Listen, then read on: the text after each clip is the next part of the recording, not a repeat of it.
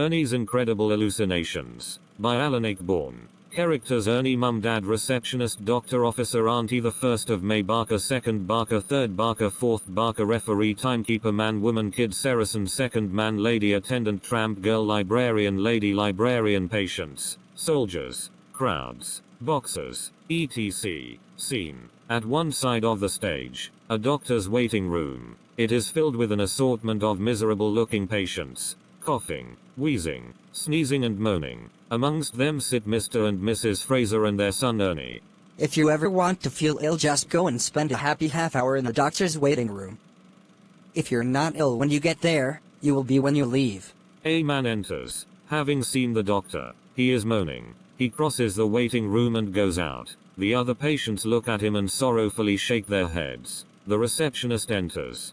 Mr. and Ms. Fraser, doctor will see you now. Thank you. Come on, Ernie. Mum and Dad and Ernie follow the receptionist across the stage to the doctor, who sits behind a table.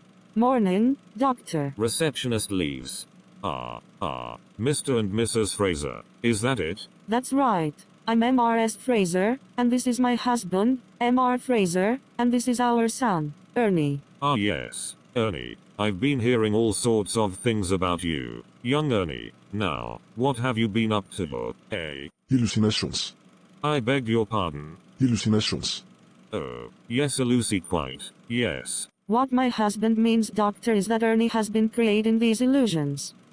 Well, they are more than illusions, really. Jeg puster op for lidt SAU. Beg pardon? Jeg puster op for lidt SAU. He's been causing that much trouble. At school, at home, everywhere he goes. I mean, we can't go on like this. His dad's not as strong as he was, are you, Albert? No. What? No. Perhaps it would be better if you told me a little more about it. When did you first notice this? Well. Now then. No. It'd have been about, near enough, Go on. Ernie steps forward. During his speech, Mum and Dad remain seated. The doctor moves to the side of the stage, produces a notebook and makes notes on what follows. It started with these daydreams. You know, the sort everybody gets. Where you suddenly score a hat-trick in the last 5 minutes of the cup final, or you bowl out the West Indies for 10 runs. Or saving your granny from a blazing helicopter, all that sort of rubbish. It was one wet Saturday afternoon, and me and my mom and my dad were all sitting about in the happy home having one of those exciting afternoon rave-ups we usually have in our house.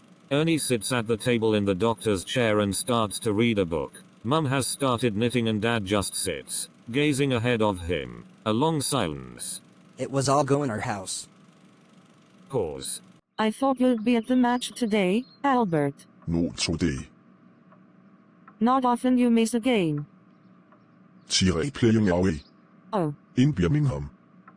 Jeg puster op 5 dam ned i 4 puster op 5 going to Birmingham. Even for United.